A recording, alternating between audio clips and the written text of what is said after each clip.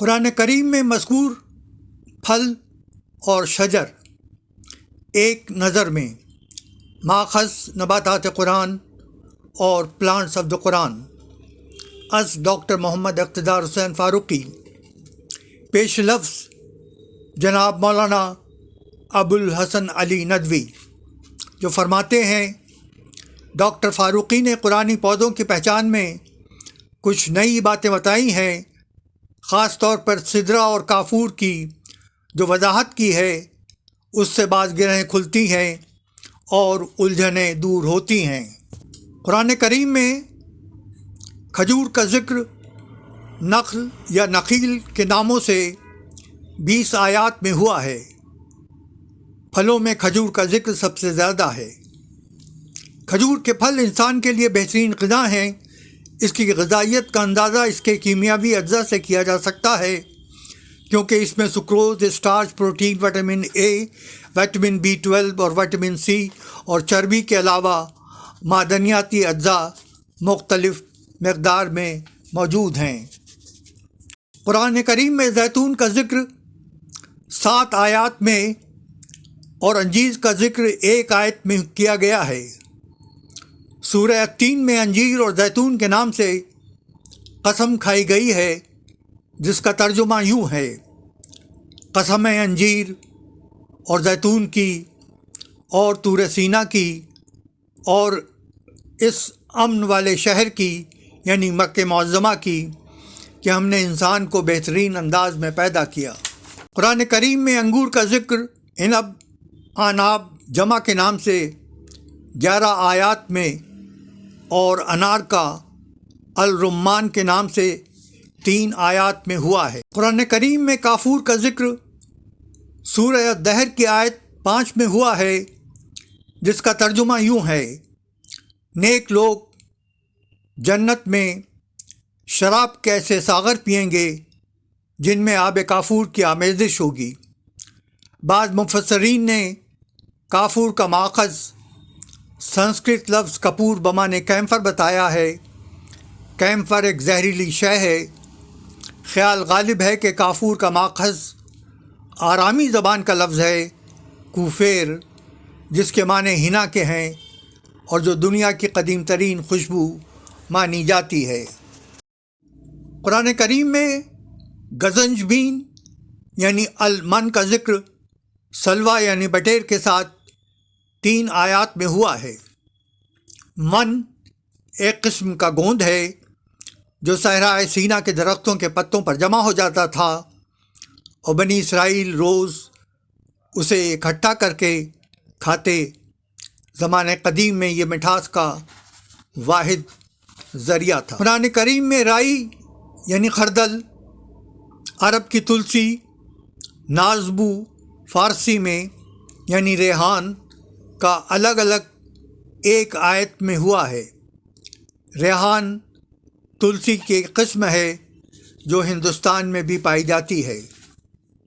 قرآن کریم میں زقوم کا ذکر 3 آیات میں اور 1 آیت میں شجر ملونہ کے نام سے ہوا ہے۔ زقوم دراصل تھوہڑ کی ایک قسم ہے جو مراکش میں ملتی ہے۔ ہندوستان میں بھی کئی قسمیں پائی جاتی ہیں، جن کو بعض مفسرین نے زقوم ہندی لکھا ہے۔ مصر میں اسے رجلت ابلیس کہتے ہیں، یعنی ابلیس کا کھانا۔ قرآن کریم میں سدر یا سدرے کا ذکر 3 آیات میں ہوا ہے۔ بخاری شریف میں سدرۃ المنتہا کی بابت فرمایا گیا ہے کہ آسمان پر جو سدر حضرت نے دیکھا تھا وہ ایک نہایت بلند درخت تھا، جس کے پھل حجر کے پانی کے مٹکوں کی طرح تھے۔ ایسے درخت کو بیری کے درخت سے تعبیر کرنا میرے خیال میں درست نہیں لگتا۔ یہ دراصل لبنان کے جنگلات کا وہ بلند عالیشان جاہ و جلال والا درخت تھا جس کو سدر بھی کہتے تھے اور جس کو پرانے زمانے میں ارض الرب کہا جاتا تھا۔ قرآن کریم میں ببول عرب یا کیلا یعنی طلحہ، لوکی یا کدو یعنی یقطین کا ذکر الگ الگ ایک آیت میں ہوا ہے۔ قرآن کریم میں مسور یعنی عدس، کھیرا ککڑی یعنی قصہ، لہسن یعنی فوم اور پیاز یعنی بصل کا ذکر ایک ساتھ سورہ بقرہ کی آیت نمبر 61 میں ہوا ہے۔ قرآن کریم میں جھاؤ یعنی اصل اور شجر مسواک یعنی خمد کا ذکر ایک ساتھ سورہ سبا کی آیت نمبر 16 میں کیا گیا ہے۔ زنجبیل بمعنی ادرک یا سونٹھ کا ذکر سورہ الدہر کی آیت نمبر 17 میں ہوا ہے۔ قرآن کریم میں زری اور طوبہ کا ذکر الگ الگ ایک آیت میں ہوا ہے۔ حضرت ابن عباس نے زری کو دوزخ میں کانٹے دار درخت بتایا ہے۔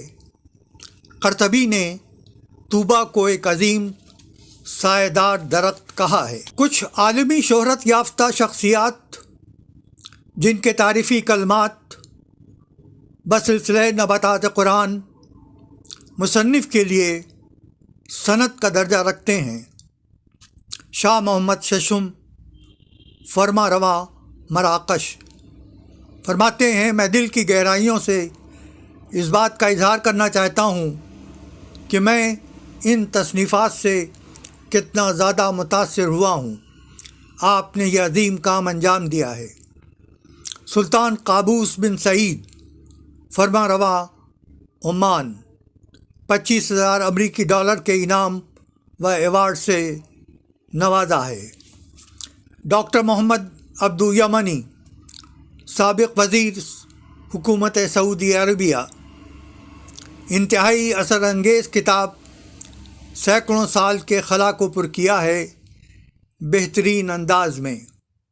مولانا ابو الحسن علی ندوی کچھ نئی باتیں بتائی ہیں جن سے بعض گرہیں کھلتی ہیں اور بعض الجھنیں دور ہوتی ہیں۔ مولانا محمد رابع حسنی ندوی صدر All India Muslim Personal Law Board, عالمانہ تحقیق، مفسرین قرآن کی متعدد الجھنیں یکسر دور ہو جاتی ہیں۔ مولانا ڈاکٹر کلب صادق نائب صدر All India Muslim Personal Law Board, بہت متاثر ہوا، کتاب کا اسلوب خالص تحقیقی ہے۔ جناب سید حامد وائس چانسلر علی گڑھ یونیورسٹی اور چانسلر ہمدرد یونیورسٹی، مصنف نے اعتقاد کے ساتھ عقل و فہم کا بھی استعمال کرتے ہوئے تحقیق کی نئی راہیں کھولی ہیں۔ Thanks for watching by doctor MIH Farooqui, MSc PhD Ali, deputy director retired, national botanical research institute, government of India, Lucknow, member UNESCO expert committee for Quranic botanical gardens in the Islamic world.